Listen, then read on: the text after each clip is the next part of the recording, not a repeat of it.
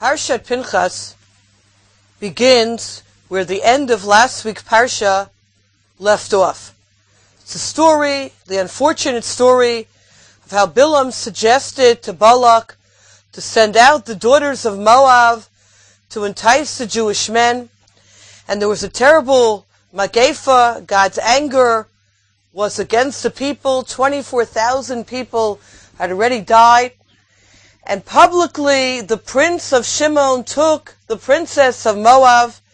And at that point, when everyone was frozen, Pinchas stood up, Vayikach Romach biyado, taking a spear in hand, and killing Zimri and Cosby, and ending the plague. That's the way last week's Parsha ends. Parshat Pinchas begins with the reward that Pinchas gets for this act. And the Chumash tells us, Hashem spoke to Moshe saying, Pinchas, son of Elazar, son of Aaron, the Kohen, turned back my wrath from upon the children of Israel when he zealously avenged me among them. So I did not consume the children of Israel my vengeance. Therefore say, behold, I give him my covenant of peace, and it shall be for him and his offspring after him a covenant of eternal priesthood, because he took vengeance for his God, and he atoned for the children of Israel. Now immediately we note, even before we enter into our specific questions, and this is something Talmid Chaim, Rav Chaim HaKohen notes in source 3, that usually we get a reward, a midah keneged midah, a measure for measure. Therefore it's very fascinating that Pinchas, and the word that's used over and over again is kanoi, is zealous. Pinchas, who displayed tremendous amount of zealousness, and in our mind, zealousness is connected with anger, with gvura, with tremendous amount of force, is given brisi shalom. He's given the covenant of peace.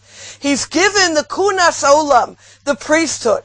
And we know both the brisi shalom and kunas olam come from the side of chesed, the side of loving kindness. It has nothing really to do, it's almost a diametric opposite of gvura, of strength. Why should this be his reward? What he did was an act of vengeance, and his reward is an act of peace. And obviously for all of these questions there are many answers. We're going to be taking one mahalach today. More specifically, I'd like to learn one medrash. The medrash is found in the Targum Yonasan, as well as in the Medrash. We'll take a look at the Medrash.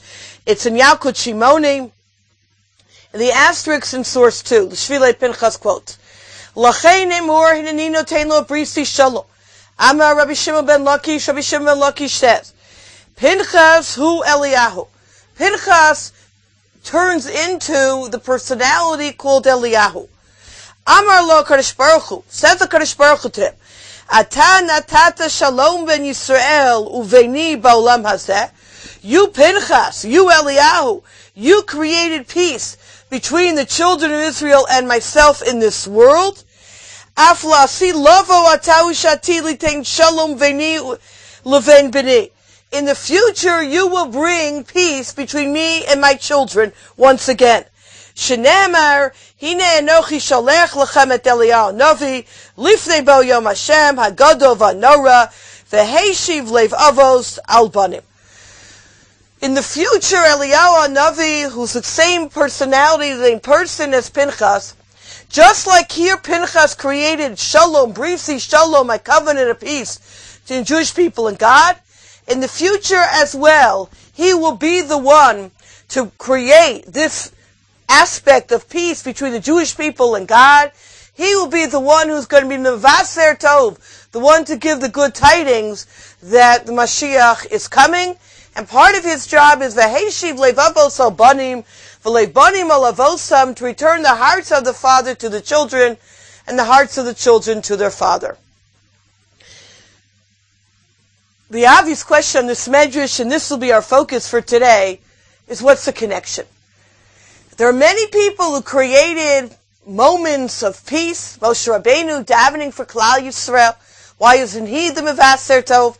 What is it about the act of Pinchas that gives him this tremendous reward of not only functioning in the here and now, but to be the one who is going to be destined, the one whom we long for, the one whom we open the door for, to be the one who's going to bring the peace in the future as well. The second part of this question, what does it mean?